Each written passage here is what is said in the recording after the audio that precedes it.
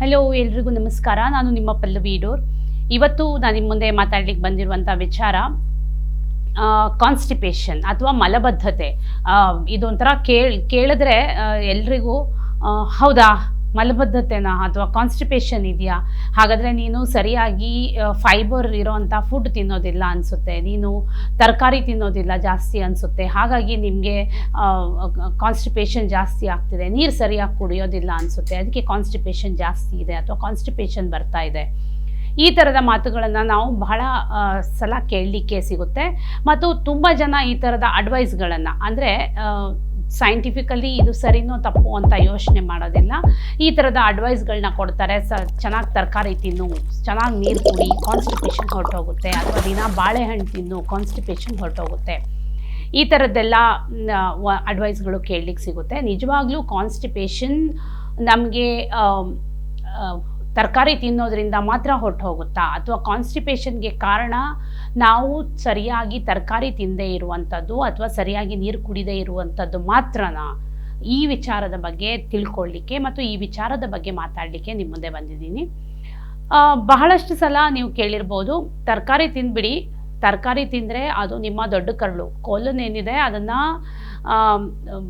Trigger ಮಾಡುತ್ತೆ, stimulate ಮಾಡುತ್ತೆ, ಅಥವಾ ಕೋಲನ್ನ ಕ್ಲೀನ್ ಮಾಡುತ್ತೆ, ಅದನ್ನು ಪುಷ್ ಮಾಡುತ್ತೆ, ಅದರಿಂದ ನಿಮಗೆ ಕಾನ್ಸ್ಟಿಪೇಷನ್ ಸಾಲ್ವ್ ಆಗುತ್ತೆ, ಪ್ರಾಬ್ಲಮ್ ಹೊರಟೋಗುತ್ತೆ, ಅಥವಾ ಮಲಬದ್ಧತೆಯ ಪ್ರಾಬ್ಲಮ್ ಹೊರಟೋಗುತ್ತೆ, ನಿಮ್ಮ ಮೋಷನ್ ಕ್ಲಿಯರ್ ಆಗುತ್ತೆ ಅನ್ನುವಂಥ ಒಂದು ಮಾತನ್ನು ಪದೇ ಪದೇ ಹೇಳ್ತಾರೆ, ಪದೇ ಪದೇ ನಾವು ಕೇಳಲಿಕ್ಕೆ ಸಿಗುತ್ತೆ. ನಿಜವಾಗ್ಲೂ ಈ ಕಾನ್ಸ್ಟಿಪೇಷನ್ ಬರೀ ಅದೊಂದೇ ಕಾರಣದಿಂದ ಆಗುತ್ತಾ? ಅಂದರೆ ಕೋಲನ್ನಲ್ಲಿ ಡಿಸ್ಟರ್ಬೆನ್ಸ್ ಇದ್ದರೆ ಮಾತ್ರ ಕಾನ್ಸ್ಟಿಪೇಷನ್ ಬರುತ್ತಾ, ಅಥವಾ ಕಾನ್ಸ್ಟಿಪೇಷನ್ ಬರೋದಕ್ಕೆ ಕೋಲನ್ ಚೆನ್ನಾಗಿಲ್ಲದೆ ಇರೋದು ಅಥವಾ ದೊಡ್ಡ ಕರಳಿನಲ್ಲಿ ಸಮಸ್ಯೆ ಇರೋದು ಮಾತ್ರ ಕಾರಣನಾ ಅಂತ ನೋಡೋದಾದರೆ, ಖಂಡಿತವಾಗ್ಲೂ ದೊಡ್ಡ ಕರಳು ಮಾತ್ರ ನಮಗೆ ಕಾನ್ಸ್ಟಿಪೇಷನ್ ತಂದು ಕೊಡೋದಿಲ್ಲ ಅಥವಾ ಆ ಪ್ರಾಬ್ಲಮಿಗೆ ಕಾರಣ ಆಗಿರೋದಿಲ್ಲ. ಓವರ್ ಆಲ್ ನಮ್ಮ ಗಟ್ ಹೆಲ್ತ್, ನಮ್ಮ ಇಂಟೆಸ್ಟೈನ್, ನಮ್ಮ ಹೊಟ್ಟೆಯ ಕಂಪ್ಲೀಟ್ ಅಂಗಗಳು, ಎಲ್ಲ ಅಂಗಗಳು ಏನಿದೆ ಅಷ್ಟು ಅಂಗಗಳಲ್ಲಿ ಏನಾದರೂ ಸಮಸ್ಯೆಗಳಿದ್ದರೆ ಅಥವಾ ಎಲ್ಲೆಲ್ಲಿ ಏನೇನು ಸಮಸ್ಯೆಗಳಿದೆಯೋ ಆ ಸಮಸ್ಯೆಗಳೆಲ್ಲವೂ ಸೇರಿ ನಿಮಗೆ ಕಾನ್ಸ್ಟಿಪೇಷನ್ ಬರಲಿಕ್ಕೆ ಕಾರಣ ಆಗಿರುತ್ತೆ, ಅಂದರೆ ಮಲಬದ್ಧತೆಗೆ ಕಾರಣ ಆಗಿರುತ್ತೆ. ಹಾಗಾಗಿ ಯಾವುದ್ಯಾವುದು ಕಾರಣದಿಂದ ನಿಮಗೆ ಕಾನ್ಸ್ಟಿಪೇಷನ್ ಬರಬಹುದು ಅನ್ನೋದನ್ನ ತಿಳ್ಕೊಂಡು ಅದನ್ನು ಹೇಗೆ ಸಾಲ್ವ್ ಮಾಡೋದು ಅನ್ನೋದು ಅದರಿಂದ ನಿಮಗೆ ಅರ್ಥ ಆಗುತ್ತೆ ಅಂತ ಅಂದ್ಕೊತೀನಿ. ಅದನ್ನು ನಿಮಗೆ ಹೇಳಲಿಕ್ಕೆ ಬಂದಿದೆ. ನಿಮ್ಮ ಡೈಜೆಸ್ಟಿವ್ ಸಿಸ್ಟಮ್ನ ಯಾವುದೇ ಅಂಗದಲ್ಲಿ ಫುಡ್, ಯಾವುದೇ ಭಾಗದಲ್ಲೂ ಕೂಡ ಆಹಾರ ಸರಿಯಾಗಿ ಡೈಜೆಷನ್ ಆಗಿಲ್ಲ ಅಂತಂದರೆ, ಅಥವಾ ಇಂಡೈಜೆಷನ್ ಆಗಿದೆ ಅಂದರೆ, ಅಥವಾ ಅರ್ಧಂಬರ್ಧ ಡೈಜೆಷನ್ ಆಗಿದೆ ಅಥವಾ ಪಚನ ಆಗಿದೆ ಅಂದರೆ ಅದು ಕೂಡ ಕಾನ್ಸ್ಟಿಪೇಷನ್ಗೆ ಕಾರಣ ಆಗುತ್ತೆ. ಈಗ ಫಾರ್ ಎಕ್ಸಾಂಪಲ್, ನಿಮ್ಮ ದೇಹದಲ್ಲಿ ಸ್ಟಮಕ್ ಆ್ಯಸಿಡ್ ಅಂತ ಏನು ಹೇಳ್ತೀವಿ ನಾವು, ಆ ಆ್ಯಸಿಡ್ನ ಪ್ರಮಾಣ, ಹೈಡ್ರೋಕ್ಲೋರಿಕ್ ಆ್ಯಸಿಡ್ ಅಂತ ಏನಿರುತ್ತೆ, ಆ ಆ್ಯಸಿಡ್ನ ಪ್ರಮಾಣ ಕಡಿಮೆ ಇದ್ದರೆ, ಸ್ಟಮಕ್ ಆ್ಯಸಿಡ್ನ ಪ್ರಮಾಣ ಕಡಿಮೆ ಇದ್ದಾಗ ಪ್ರೋಟೀನ್ ಡೈಜೆಷನ್ ಸರಿಯಾಗಿ ಆಗೋದಿಲ್ಲ. ನಾವು ಪ್ರೋಟೀನನ್ನು ಬೇರೆ ಬೇರೆ ರೂಪದಲ್ಲಿ ಪ್ರೋಟೀನ್ ಕೊಡ್ತೀವಿ, ಕಾಳು ಕೊಡ್ತೀವಿ, ಮೀನು ಕೊಡ್ಬೋದು, ಮೊಟ್ಟೆ ಕೊಡ್ಬೋದು, ಅಥವಾ ಮಾಂಸ ಕೊಡ್ಬೋದು, ಬೇರೆ ಬೇರೆ ರೂಪದಲ್ಲಿ ದಾಲ್, ಯಾವುದ್ಯಾವುದೋ ರೂಪದಲ್ಲಿ ನಾವು ಪ್ರೋಟೀನನ್ನು ನಮ್ಮ ದೇಹಕ್ಕೆ ಕೊಡ್ತಾ ಇರ್ತೀವಿ. ಯಾವುದೇ ರೂಪದಲ್ಲಿ ಪ್ರೋಟೀನ್ ಕೊಟ್ಟರು ಆ ಪ್ರೋಟೀನ್ನ ಡೈಜೆಷನ್ ಮಾತ್ರ ನಮ್ಮ ಸ್ಟಮಕ್ ಆ್ಯಸಿಡ್ ಕರೆಕ್ಟಾಗಿ ಇದ್ದಾಗ ಅದರಲ್ಲಿ ಆಗುವಂಥದ್ದು. ಒಂದು ವೇಳೆ ಲೋ ಸ್ಟಮಕ್ ಆ್ಯಸಿಡ್ ಕಂಡೀಷನ್ ಇದ್ದರೆ ಅಥವಾ ಹೈ ಸ್ಟಮಕ್ ಆ್ಯಸಿಡ್ ಕಂಡೀಷನ್ ಇದ್ದರೆ, ಡೈಜೆಷನ್ ಸರಿ ಆಗಲಿಲ್ಲ ಅಂದಾಗ ಆಗ ನಿಮಗೆ ಈ ಕಾನ್ಸ್ಟಿಪೇಷನ್ನ ಪ್ರಾಬ್ಲಮ್ ಬರುತ್ತೆ. ಹಾಗಾಗಿ ಸ್ಟಮಕ್ ಆ್ಯಸಿಡ್ನ ಲೆವೆಲ್ ಕರೆಕ್ಟಾಗಿರುವಂಥದ್ದು ಬಹಳ ಮುಖ್ಯ ಈ ಕಾನ್ಸ್ಟಿಪೇಷನ್ನ ಅಥವಾ ಮಲಬದ್ಧತೆಯನ್ನು ತಡಿಲಿಕ್ಕೆ. ಸೊ ಇದು ಒಂದು ರೀಸನ್ ಆದರೆ, ಇನ್ನು ನಮ್ಮ ಪ್ಯಾನ್ಕ್ರಿಯಾಸ್ ಅಂತ ಏನಿದೆ ಆ ಅಂಗ, ಅದು ತುಂಬ ಎನ್ಸೈಮ್ಗಳನ್ನು, ಅಂದರೆ ಈ ಡೈಜೆಷನ್ ಪ್ರೋಸೆಸ್ಗೆ ಅಥವಾ ಪಚನ ಕ್ರಿಯೆಗೆ ಸಹಕಾರಿಯಾಗುವಂಥ ಈ ಪ್ಯಾನ್ಕ್ರಿಯಾಸ್ ಏನಿದೆ, ಪ್ಯಾನ್ಕ್ರಿಯಾಸ್ ಅಂದರೆ ನಮ್ಮ ಮೇಧೋಜೀರಕ ಗ್ರಂಥಿ ಅಂತ ಏನು ಹೇಳ್ತೀವಿ, ಈ ಮೇಧೋಜೀರಕ ಗ್ರಂಥಿಯಿಂದ ಒಂದಿಷ್ಟು ಎನ್ಸೈಮ್ಸ್, ಅಂದರೆ ಕಿಣ್ವಗಳು ಅಂತ ಕನ್ನಡದಲ್ಲಿ ಹೇಳ್ತಾರೆ, ಈ ಎನ್ಸೈಮ್ಸ್ ಏನಿದೆ ಅದನ್ನು ಉತ್ಪತ್ತಿ ಮಾಡಿ ಅದನ್ನು ನಮ್ಮ ಇಂಟೆಸ್ಟೈನ್ಗೆ ಅಥವಾ ಕರಳಿಗೆ, ಸಣ್ಣ ಕರಳಿಗೆ ಅದನ್ನು ಕಳಿಸುತ್ತೆ. ಸಣ್ಣ ಕರಳಲ್ಲಿ ನಿಮಗೆ ಆಲ್ಮೋಸ್ಟ್ 90% ನಿಮ್ಮ ಪಚನ ಕ್ರಿಯೆ ಏನಿದೆ ಅದು ಸಣ್ಣ ಕರಳಲ್ಲಿ ಆಗುತ್ತೆ. ಈ ಸಣ್ಣ ಕರಳಲ್ಲಿ ಈ ಥರದ ಪಚನ ಕ್ರಿಯೆ ಕರೆಕ್ಟಾಗಿ ಆಗಬೇಕು ಅಂತಂದರೆ ಈ ಪ್ಯಾನ್ಕ್ರಿಯಾಸಿಂದ ಬಂದಿರುವಂಥ ಎನ್ಸೈಮ್ಸ್ ಮತ್ತು ಸಣ್ಣ ಕರಳಲ್ಲಿ ಇರುವಂಥ ಒಂದಿಷ್ಟು ಎನ್ಸೈಮ್ಸ್ ಅಂದರೆ ಕಿಣ್ವಗಳು ಏನಿದೆ ಅವೆಲ್ಲವೂ ಸೇರಿಕೊಂಡು ಪಚನ ಕ್ರಿಯೆಯನ್ನು ಕರೆಕ್ಟಾಗಿ ಮಾಡುತ್ತೆ, ಅಂದರೆ ಗ್ರೈಂಡಿಂಗ್ ವರ್ಕನ್ನು ಕೆಲಸ ಚೆನ್ನಾಗಿ ಮಾಡುತ್ತೆ ಅಂತ ಅರ್ಥ. ಅದು ಮಾಡಿದಾಗ ನಿಮಗೆ ಕರೆಕ್ಟಾಗಿ ಡೈಜೆಷನ್ ಆದಾಗ ಎಲ್ಲವೂ ಸರಿ ಆದಾಗ ನೀವು ಕೊಟ್ಟಿರುವಂಥ ಆಹಾರ, ಅದು ಕಾರ್ಬೋಹೈಡ್ರೇಟ್ಸ್ ಇರ್ಬೋದು, ಫ್ಯಾಟ್ ಇರ್ಬೋದು, ಪ್ರೋಟೀನ್ ಇರ್ಬೋದು, ಇವೆಲ್ಲವೂ ಕರೆಕ್ಟಾಗಿ ಪಚನ ಆಗಿ ಅದು ಮುಂದಕ್ಕೆ ಹೋಗುತ್ತೆ. ಆದರೆ ಈ ಎನ್ಸೈಮೆಟಿಕ್ ಆ್ಯಕ್ಷನ್ ಸರಿಗಿಲ್ಲ ಅಂದರೆ ಪ್ಯಾನ್ಕ್ರಿಯಾಸಿಂದ ಪ್ರೊಡ್ಯೂಸ್ ಆಗುವಂಥ ಎನ್ಸೈಮ್ಸ್ ಕಡಿಮೆ ಇದ್ದರೆ ಅಥವಾ ಎನ್ಸೈಮ್ಸ್ನ ಪ್ರಮಾಣ ಸರಿಯಾಗಿಲ್ಲ ಅಂದರೆ ಅದರಿಂದ ಈ ಡೈಜೆಷನ್ ಡಿಸ್ಟರ್ಬ್ ಆಗುತ್ತೆ, ಅಂದರೆ ಈ ಡೈಜೆಷನ್ ಪ್ರೋಸೆಸ್ ಏನಿದೆ ಅದು ಡಿಸ್ಟರ್ಬ್ ಆಗುತ್ತೆ. ಈ ನಮ್ಮ ಸಣ್ಣ ಕರಳಲ್ಲಿ ನಡಿಬೇಕಾಗಿರುವಂಥ ಪಚನ ಕ್ರಿಯೆ ಅದು ಅರ್ಧಂಬರ್ಧ ಆಗುತ್ತೆ, ಅದು ಪೂರ್ತಿ ಆಗೋದಿಲ್ಲ. ಅದು ಪೂರ್ತಿ ಆಗಲಿಲ್ಲ ಆದಾಗ ಅದು ಮತ್ತೆ ಪುನಃ ಅದು ಅನ್ಡೈಜೆಸ್ಟೆಡ್ ಫುಡ್ ಅಥವಾ ಪಚನ ಆಗದೇ ಇರುವಂಥ ಆಹಾರ ಆಗಿ ಕನ್ವರ್ಟ್ ಆಗುತ್ತೆ. ಹಾಗೆ ಪಚನ ಆಗದೇ ಇದ್ದಾಗ ಕೂಡ ಅದು ಕಾನ್ಸ್ಟಿಪೇಷನ್ಗೆ ಕಾರಣ ಆಗುತ್ತೆ. ಲಿವರ್ ಒಂದು ಬೈಲ್ ಸಾಲ್ಟ್ ಅಂತ ಒಂದು ಪ್ರೊಡ್ಯೂಸ್ ಮಾಡುತ್ತೆ. ಈ ಬೈಲ್ ಸಾಲ್ಟ್ ಏನಿದೆ ಇದು ಗಾಲ್ ಬ್ಲ್ಯಾಡರಲ್ಲಿ ಸ್ಟೋರ್ ಆಗುತ್ತೆ, ಗಾಲ್ ಬ್ಲ್ಯಾಡರಿಂದ ನಿಮ್ಮ ಇಂಟೆಸ್ಟೈನ್ಗೆ ಹೋಗುತ್ತೆ. ಇಂಟೆಸ್ಟೈನಲ್ಲಿ ಪಚನ ಕ್ರಿಯೆಗೆ ಅದು ಬಹಳ ಮುಖ್ಯವಾಗಿರುವಂಥ ಒಂದು ಅಂಶ.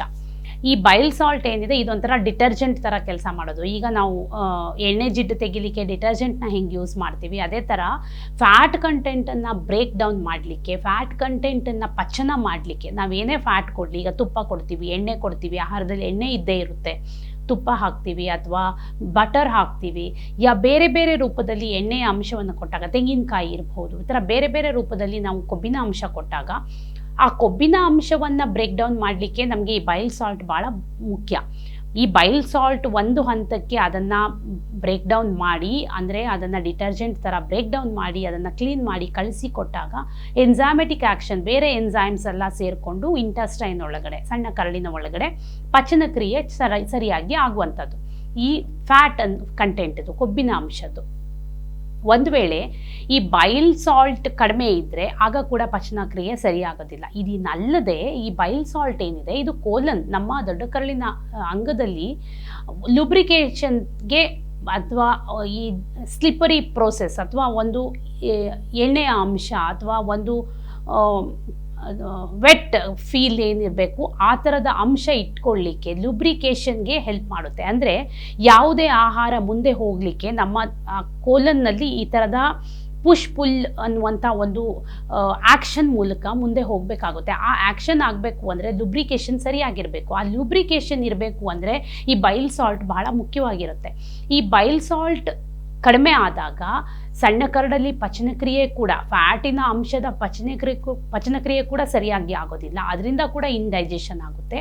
ಎಟ್ ದ ಸೇಮ್ ಟೈಮ್ ಕೋಲನ್ಗೆ ಬೇಕಾದಷ್ಟು ಬೈಲ್ ಸಾಲ್ಟ್ ಪ್ರೊಡ್ಯೂಸ್ ಆಗದೇ ಇದ್ದಾಗ ಕೋಲನ್ನಲ್ಲಿ ಕೂಡ ಡಿಸ್ಟರ್ಬ್ ಆಗುತ್ತೆ, ಅಂದರೆ ದೊಡ್ಡ ಕರಳಲ್ಲಿ ಕೂಡ ಡಿಸ್ಟರ್ಬ್ ಆಗುತ್ತೆ. ಆಗ ಕೂಡ ನಿಮಗೆ ಕಾನ್ಸ್ಟಿಪೇಷನ್ಗೆ ಕಾರಣ ಆಗುತ್ತೆ. ಇನ್ನು ಒಂದು ವೇಳೆ ಈ ಬೈಲ್ ಸಾಲ್ಟಿನ ಅಂಶ ಜಾಸ್ತಿ ಇದ್ದರೆ, ಈ ಬೈಲ್ನ ಅಂಶ ಜಾಸ್ತಿ ಇದ್ದರೆ ಆಗ ಡಯರಿಯಾ ಆಗುವಂಥ ಚಾನ್ಸಸ್ ಇರುತ್ತೆ. ಅತಿಯಾದ ಬೈಲ್ ಅಂಶ ಏನಿದೆ ಅದು ಡಯರಿಯಾಗೆ ಕೂಡ ಕಾರಣ ಆಗುತ್ತೆ, ಲೂಸ್ ಮೋಷನ್ ಆಗಲಿಕ್ಕೆ ಕೂಡ ಕಾರಣ ಆಗುತ್ತೆ. ಸೊ ಇದು ಬ್ಯಾಲೆನ್ಸ್ಡ್ ಆಗಿರಬೇಕು. ಈ ಬೈಲ್ ಅಂಶ ಕೂಡ ಬ್ಯಾಲೆನ್ಸ್ ಆಗಿರೋದು ಬಹಳ ಮುಖ್ಯ ಪಚನಕ್ರಿಯೆ ಸರಿಯಾಗಿ ಆಗಲಿಕ್ಕೆ. ಹಾಗಾಗಿ ಬೈಲ್ನ ಪ್ರಮಾಣ ಬ್ಯಾಲೆನ್ಸ್ ಆಗಿರಬೇಕು ಅನ್ನೋದು ಬಹಳ ಮುಖ್ಯವಾಗಿರುವಂಥ ವಿಚಾರ ಆಗುತ್ತಿಲ್ಲಿ.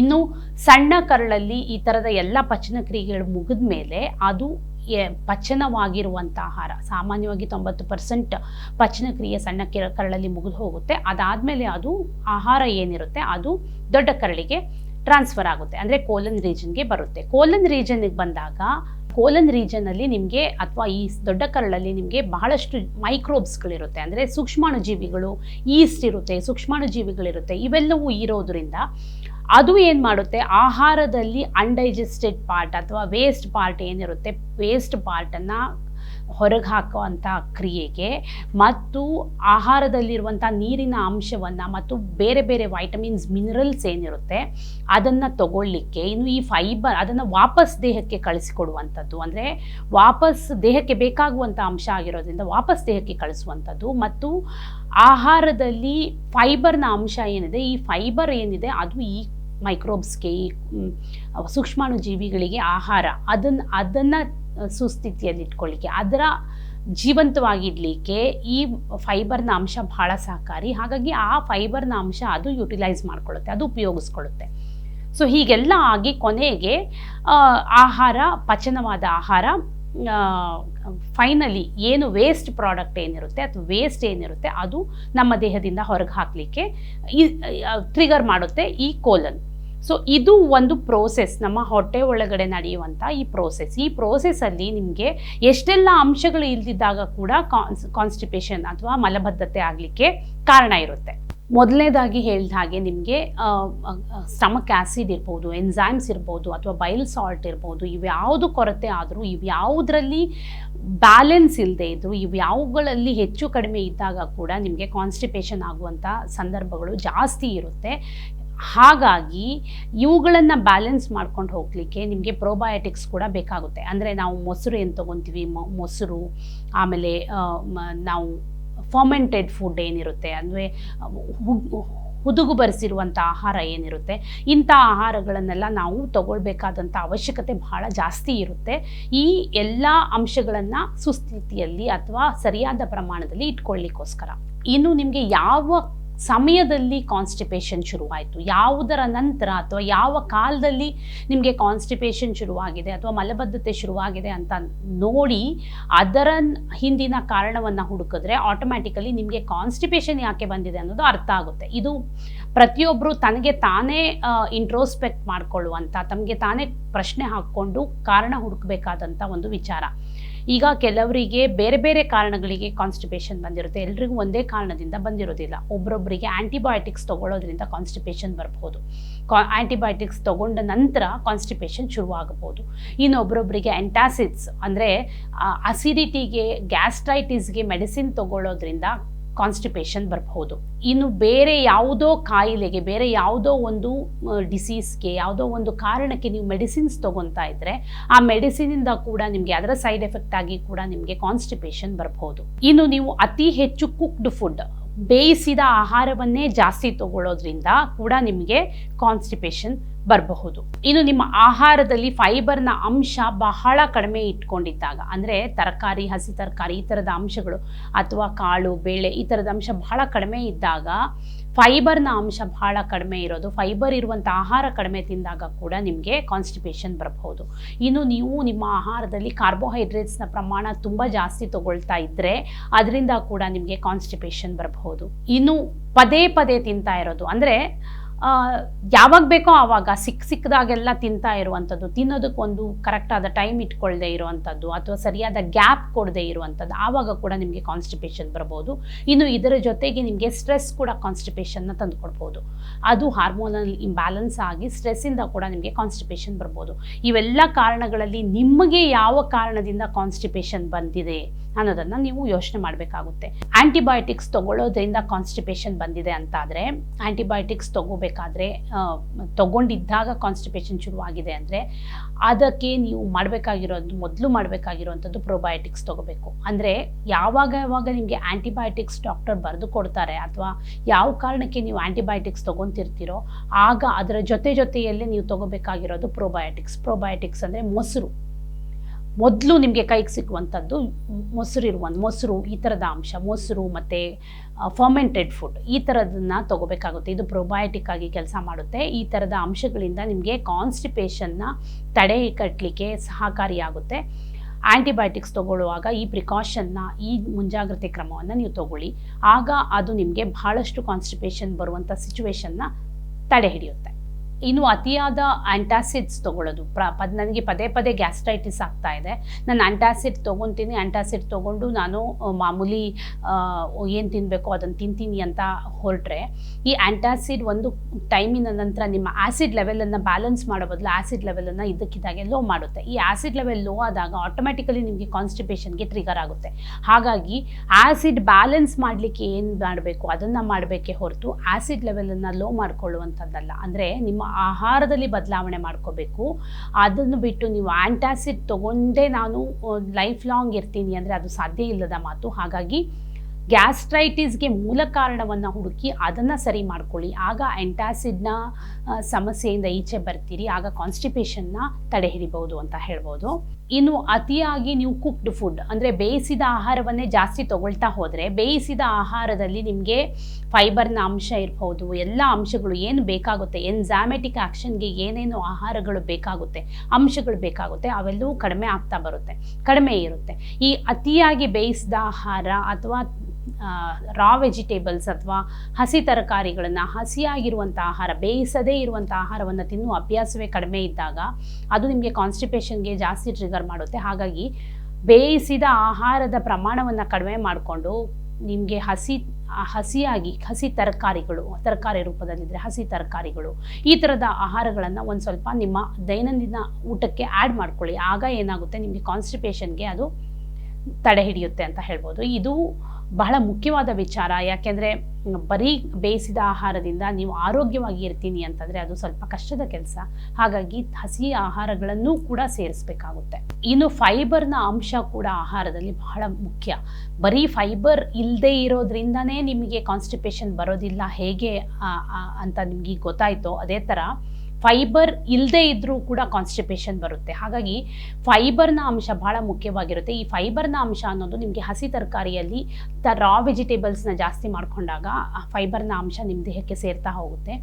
ಈ ಫೈಬರ್ನ ಅಂಶ ನಿಮ್ಮ ಕೋಲನ್ನ ಸಿಸ್ಟಮ್ನ ಚೆನ್ನಾಗಿಟ್ಕೊಳ್ಳುತ್ತೆ, ಅಂದರೆ ದೊಡ್ಡ ಕರಳಿನ ಕೆಲಸವನ್ನು ಸರಾಗ ಮಾಡಿಕೊಡುತ್ತೆ. ಇನ್ನು ಅದ್ರ ಜೊತೆಗೆ ನಿಮಗೆ ರಾ ವೆಜಿಟೇಬಲ್ಸ್ ತೊಗೊಂಡಾಗ ಅಥವಾ ಫೈಬರ್ನ ಅಂಶ ಇರುವಂಥ ಆಹಾರ ತೊಗೊಂಡಾಗ ನಿಮಗೆ ಬಹಳಷ್ಟು ಪೊಟ್ಯಾಷಿಯಮ್ ಮತ್ತು ಮೆಗ್ನೀಷಿಯಮ್ ಅಂಶ ನಿಮ್ಮ ದೇಹಕ್ಕೆ ಸೇರುತ್ತೆ. ಈ ಪೊಟ್ಯಾಷಿಯಮ್ ಮತ್ತು ಮೆಗ್ನೀಷಿಯಮ್ ಜಾಸ್ತಿ ಹೋದಾಗ ಹಾಗೆ ನಿಮ್ಮ ಬೌಲ್ ಸಿಸ್ಟಮ್ ಅಥವಾ ಈ ಪಚನಕ್ರಿಯೆಯಿಂದ ಕೊನೆಗೆ ವೇಸ್ಟ್ ಪ್ರಾಡಕ್ಟನ್ನು ಹೊರಗೆ ಹಾಕಲಿಕ್ಕೆ ಅಥವಾ ನಿಮ್ಮ ಕೋಲನ್ನ ಕೆಲಸವನ್ನು ಸರಾಗ ಮಾಡಲಿಕ್ಕೆ ಈ ಪೊಟ್ಯಾಷಿಯಮ್ ಮತ್ತು ಮೆಗ್ನೀಷಿಯಮ್ ಕೂಡ ಬಹಳ ಮುಖ್ಯ ಆಗಿರುತ್ತೆ.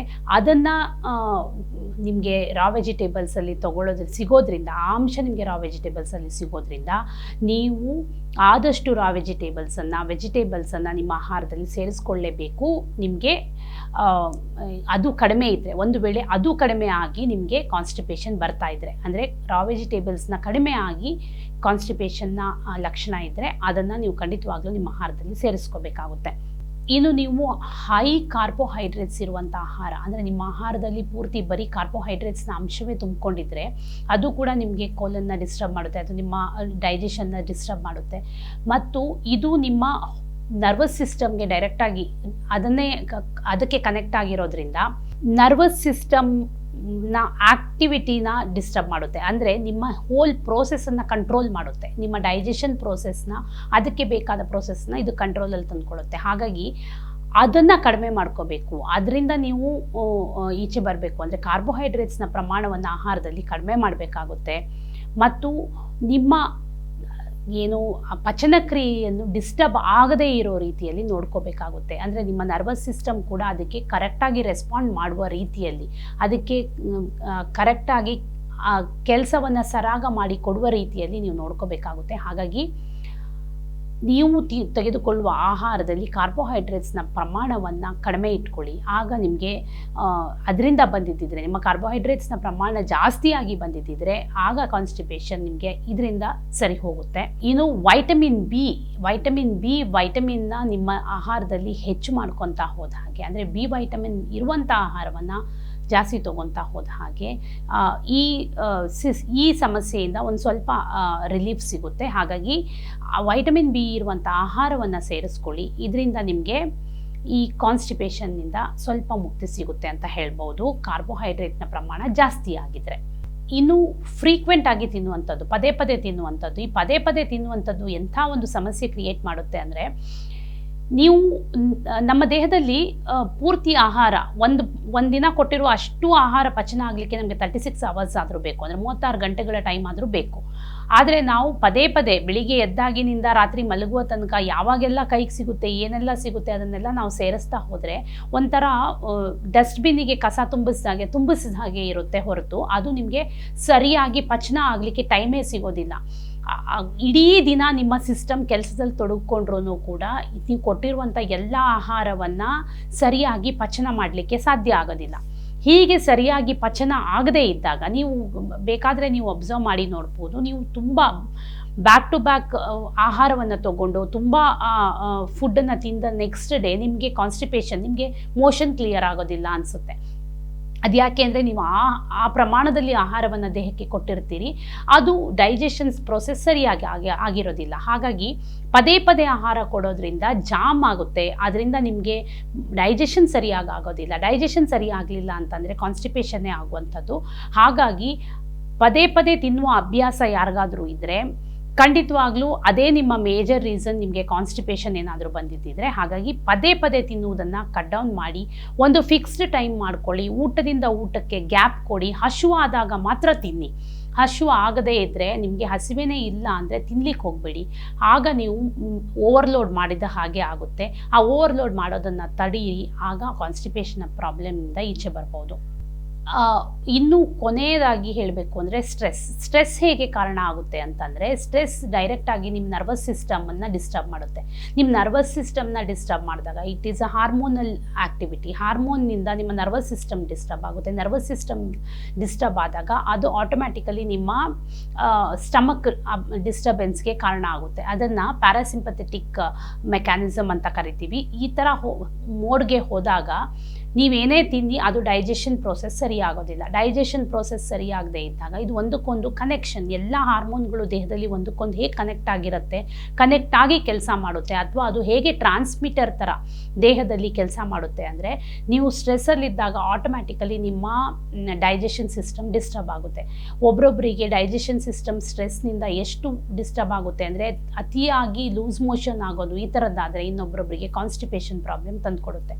ಹಾಗಾಗಿ ಸ್ಟ್ರೆಸ್ಸನ್ನು ಆದಷ್ಟು ಕಡಿಮೆ ಮಾಡ್ಕೋಬೇಕು. ಸ್ಟ್ರೆಸ್ಸನ್ನು ಕಡಿಮೆ ಮಾಡಲಿಕ್ಕೆ ಏನು ಮಾಡಬೇಕು, ಆ ಥರದ ಆ್ಯಕ್ಟಿವಿಟಿಯಲ್ಲಿ ನಿಮ್ಮನ್ನು ತೊಡಗಿಸ್ಕೊಳ್ಳಿ. ವಾಕಿಂಗ್ ಮಾಡಿ, ಅಥವಾ ಸ್ಟ್ರೆಸ್ಸನ್ನು ಕಡಿಮೆ ಮಾಡ್ಕೊಳ್ಳಿಕ್ಕೆ ಬೇಕಾಗಿರುವಂಥ ಆ್ಯಕ್ಟಿವಿಟಿ, ನಿಮಗೆ ಯಾವುದು ಸರಿ ಕಾಣುತ್ತೆ ಅಂತ ಆ್ಯಕ್ಟಿವಿಟಿ ಮಾಡಿ. ಅದರಿಂದ ನಿಮಗೆ ಸ್ಟ್ರೆಸ್ ಹಾರ್ಮೋನ್ನ ಕಂಟ್ರೋಲಿಗೆ ತರ್ಬೋದು, ಸ್ಟ್ರೆಸ್ಸನ್ನು ಕಡಿಮೆ ಮಾಡ್ಕೋಬೋದು. ಸ್ಟ್ರೆಸ್ಸನ್ನು ಕಡಿಮೆ ಮಾಡ್ಕೊತಾ ಬಂದರೆ ಅದರಿಂದ ನಿಮಗೆ ಕಾನ್ಸ್ಟಿಪೇಷನ್ ಪ್ರಾಬ್ಲಮ್ ಕೂಡ ಸಾಲ್ವ್ ಆಗುತ್ತೆ. ಅಥವಾ ಯಾರಾದರೂ ಲಾಂಗ್ ಟರ್ಮಲ್ಲಿ ಕಾನ್ಸ್ಟಿಪೇಷನ್ ಸ್ಟ್ರೆಸ್ ಇದ್ದು ಕಾನ್ಸ್ಟಿಪೇಷನ್ ಪ್ರಾಬ್ಲಮ್ ಅನುಭವಿಸ್ತಿದ್ದೀರಿ ಅಂದರೆ, ದಯವಿಟ್ಟು ಯಾರಾದರೂ ಸೈಕಾಲಜಿಸ್ಟನ್ನು, ಯಾರಾದರೂ ಸೈಕಿಯಾಟ್ರಿಸ್ಟನ್ನು ಭೇಟಿಯಾಗಿ ಅಲ್ಲಿ ನಿಮಗೆ ಕೌನ್ಸಿಲಿಂಗ್ ತೊಗೊಳ್ಳಿ. ಸ್ಟ್ರೆಸ್ಸನ್ನು ಕಡಿಮೆ ಮಾಡ್ಕೊಳ್ಳಿಕ್ಕೆ ಏನು ದಾರಿ ಇದೆ ಅದನ್ನು ಹುಡುಕಿ, ಅದರಿಂದ ನಿಮ್ಮ ಸ್ಟ್ರೆಸ್ಸಿಂದ ಹೊರಗೆ ಬನ್ನಿ. ಅಥವಾ ಸ್ಟ್ರೆಸ್ಸಿಗೆ ಕಾರಣ ಆಗಿರುವಂಥ ಅಂಶದಿಂದ ದೂರ ಇರಲಿಕ್ಕೆ ಪ್ರಯತ್ನ ಪಡಿ. ಆಗ ನಿಮಗೆ ನಿಮ್ಮ ಆರೋಗ್ಯ ಕೂಡ ಸುಧಾರಿಸುತ್ತೆ, ಈ ಕಾನ್ಸ್ಟಿಪೇಷನ್ನ ಪ್ರಾಬ್ಲಮ್ ಕೂಡ ಸಾಲ್ವ್ ಆಗುತ್ತೆ. ಸೊ ಒಟ್ಟಾರೆಯಾಗಿ ಎಲ್ಲ ಅಂಶಗಳು ನಿಮಗೆ ಕಾನ್ಸ್ಟಿಪೇಷನ್ಗೆ ಕಾರಣ ಆಗಿರೋದ್ರಿಂದ, ನಿಮಗೆ ಯಾವುದು ಕಾರಣದಿಂದ ಕಾನ್ಸ್ಟಿಪೇಷನ್ ಆಗ್ತಿದೆ ಅಥವಾ ಮಲಬದ್ಧತೆ ಆಗ್ತಾ ಇದೆ ಅನ್ನೋದನ್ನು ಕಂಡು ಹಿಡಿದು ಅದಕ್ಕೆ ಏನು ಮಾಡಬೇಕು ಆ ಕಾರಣವನ್ನು ಅಪ್ಲೈ ಮಾಡ್ಕೊಳ್ಳಿ, ಆ ರೀಸನ್ನಿಗೆ ಸರಿಯಾಗಿ ನಡ್ಕೊಳ್ಳಿ, ಅದಕ್ಕೆ ಪರಿಹಾರ ಹುಡ್ಕೊಳ್ಳಿ. ಆಗ ನಿಮಗೆ ಕಾನ್ಸ್ಟಿಪೇಷನ್ ಪ್ರಾಬ್ಲಮ್ ಸಾಲ್ವ್ ಆಗುತ್ತೆ. ಇದೆಲ್ಲದರ ಜೊತೆಗೆ ಆಹಾರದಲ್ಲಿ ಫೈಬರ್ನ ಅಂಶ ಖಂಡಿತವಾಗ್ಲೂ ಬೇಕು. ಬಟ್ ಬರೀ ಫೈಬರ್ನ ಅಂಶ ಒಂದೇ ಇರೋದ್ರಿಂದ ಕಾನ್ಸ್ಟಿಪೇಷನ್ ಪ್ರಾಬ್ಲಮ್ ಸಾಲ್ವ್ ಆಗೋದಿಲ್ಲ. ಮಿಕ್ಕೆಲ್ಲ ಅಂಶಗಳು ಪೂರಕವಾಗಿರೋದ್ರಿಂದ ಇವುಗಳನ್ನು ಸರಿ ಸ್ಥಿತಿಯಲ್ಲಿ ಇಟ್ಕೋಬೇಕಾದ ಅವಶ್ಯಕತೆ ಇರುತ್ತೆ. ಆ ನಿಟ್ಟಿನಲ್ಲಿ ಯೋಚಿಸಿ, ಆ ನಿಟ್ಟಿನಲ್ಲಿ ಕೆಲಸ ಮಾಡಿ ಅಂತ ಹೇಳ್ತಾ ಇವತ್ತಿನ ಎಪಿಸೋಡ್ನ ಮುಗಿಸ್ತೀನಿ. Thank you.